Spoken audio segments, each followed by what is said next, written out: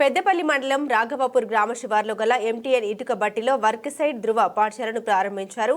ఒడిశా కార్మికుల పిల్లలకు పలకలు, పుస్తకాలు అందించారు. అనంతరం సిపి శ్రీనివాసులు మాట్లాడారు. వలస కార్మికులు పొట్టకుటి కోసం స్వరాష్ట్రం వదిలి ఇటుక బట్టిలో పనిచేసేందుకు వచ్చారని, కార్మికులతో పాటు వారి పిల్లలు విద్యాభ్యాసం మాని బట్టిల్లో పనిచేయడం సరికాదన్నారు.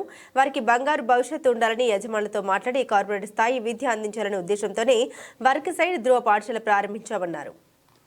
ఇక్కడే ఉండి మన ఎకానమీకి సపోర్ట్ చేస్తున్న ఒరిస్సా నుంచి వచ్చిన ఈ ఒక వర్కర్స్ యొక్క పిల్లల కోసం ఇక్కడ ఒక స్కూల్ని ఇక్కడే ఈ ఇండస్ట్రీ పక్కనే ఏర్పాటు చేయడం జరిగింది.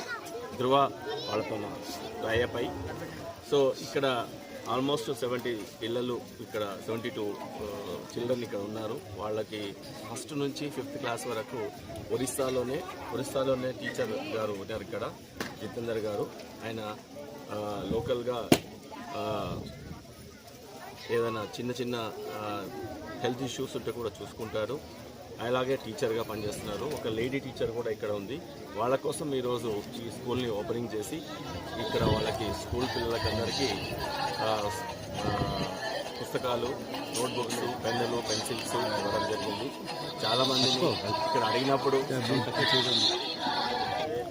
వాళ్ళు మంచిగా చదువుకొని అందరూ మంచి ఉద్యోగాలు చేయాలని మీరు ఏమవుతారని అడిగితే అందరూ చాలా వరకు పోలీస్ కావాలని వాళ్ళ యొక్క పిల్లల యొక్క ఆకాంక్ష.